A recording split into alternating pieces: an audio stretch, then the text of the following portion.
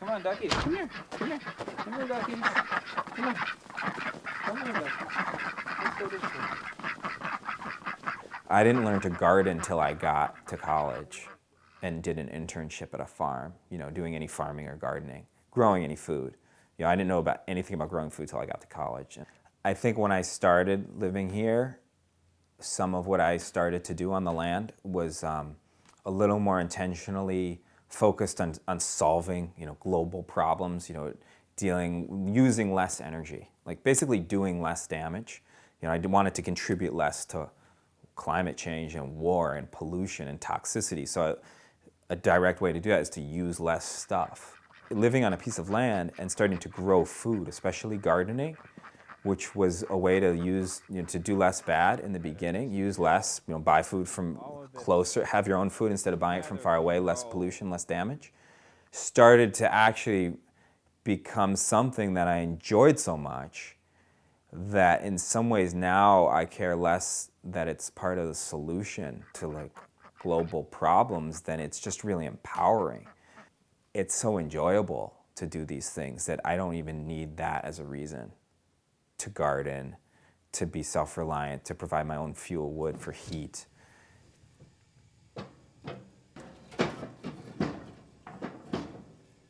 It heats the whole building, and we cook on it and dry on it and bake in it. So it does all of these basic uses, and it's just a wood cook stove. But it's not like your grandparents' old wood cook stove, which is all ornate and has a lot of air flowing through it. It doesn't really heat well. It's like a high-performance wood cook stove. Okay. It's airtight, like a normal good wood stove.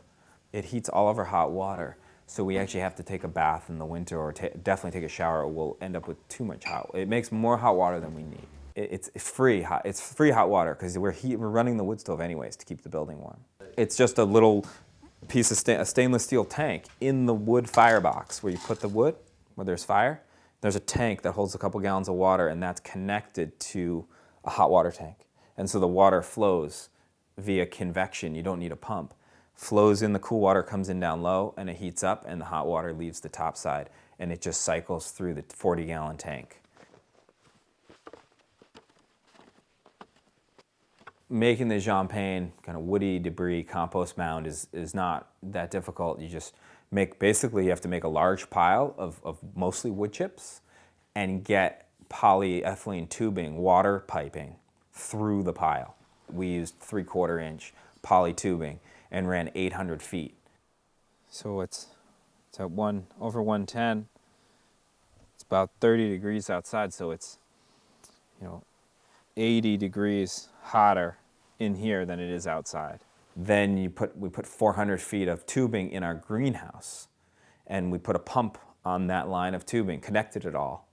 And so when you pump it, the water comes out of the compost pile at about 120 to 145 degrees and goes through the greenhouse, giving up its heat into the soil, and put it in the beds, grow plants in that soil. When the water comes back out of the bed, it's lost about 40, 50 degrees, so it comes back out at about 80 degrees. There's a lot of tubing. Giving all that heat into the soil. We're able to make the climate in the greenhouse be much warmer, which is especially helpful in the beginning of the year and at the end of the year. So when we're starting the garden around now in February and March, and then extend the gardening season all the way into November and December. The neat thing is we're making the compost anyways. So we want to make large piles of wood chips to compost into soil and mulch for all of our fruit trees and berries anyway, and garden paths. But it's making all this heat no matter whether we use the heat or not. We haven't had a greenhouse to try to grow these in. And now that we have a greenhouse, we just figured let's see if they'll produce inside the greenhouse in the winter, or if they'll break dormancy. They won't be too cold in here. And we're getting a pretty decent flush of shiitakes just in the greenhouse. We've been picking them for dinner. Most of what we do here is homesteading more than farming, making our own stuff for our own consumption, our own sustenance, rather than selling products to make a living. I mostly make a living doing design work. But the property's 10 acres, faces west, and it's a beat-up old hill farm. So it's been abused for a couple hundred years, the way the sheep and other animals used to be grazed in this part of the state. So we're trying to really turn a place that was not growing any food for people for the most part to an abundance of fruits, nuts, vegetables, meats. This is our summer harvest. It stores for the whole year. These are one of a handful of pots of potatoes we store in sawdust. So we have a year's worth of potatoes that we can put up in the root cellar. In the last 2 years, most of my calories have started to come from this property.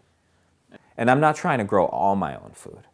I'm just trying to have a high level of self-reliance and health and independence. Really and hard. Economy. Super If I tasty. grew all my own food, I wouldn't have any reason to trade, this for you know, dinner. with other friends and neighbors for maple syrup or dandelion wine or mead or, Oh, look at this you know, too. whatever the different things are, pickles that other people make better than we do, or we don't have the time or the resources to make, Apples we like put maple up. syrup. Store in sawdust. And they keep so well if you store them in sawdust.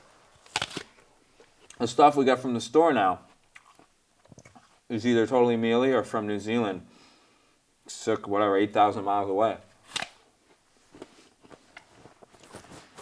This is what happens when you garden, is you carry food around all the time when you don't expect to. It doesn't seem like something I was too familiar with before gardening, of having, you know, abundance of so much of something you just want to give it away. Like gardening makes us want to give things away more than anything else I had done in my life before. So that seemed, for that reason alone, it seemed like this must be a good thing to do.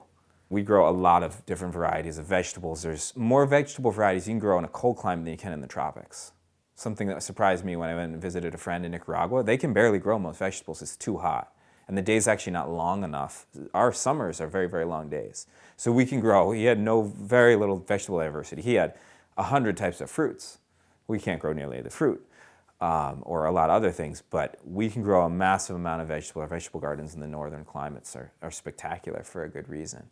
Everything we're planting and everything we're implementing here is designed with the idea that the climate could shift colder and shift warmer. And so we like plants that are going to be happy whether it gets warmer or colder. And we plant plants that on all ends, you know, zone 6 plants to zone 3 and 2 plants. So plants that do well in like New Jersey to plants that would do well in northern Canada. And we plant them all here to stock the system to be adaptable. The place around me that I walk through and walk out into means more to me than if I wasn't engaging with it. So, you know, before I moved here, I wasn't working with the land around me in any way to get a yield, to get food or anything from the land. And now doing that here, you have to start paying attention more when you do that. So you start noticing more.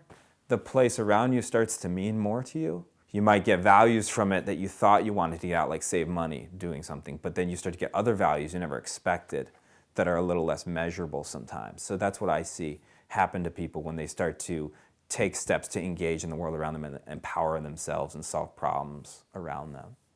You know, and this is a big part of what permaculture is I started to realize by gardening and living on this land that I could not only do less bad by living on land and homesteading a bit, but I could also actually do good.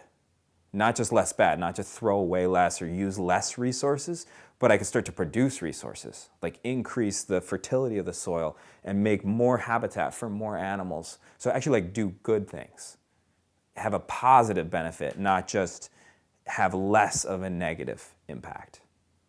And now to me, the idea of impact, like reduce your impact, which I used to be all about. I want to reduce my impact. Now I want to increase my impact as much as possible. I want as positive of an impact as I can in my lifetime.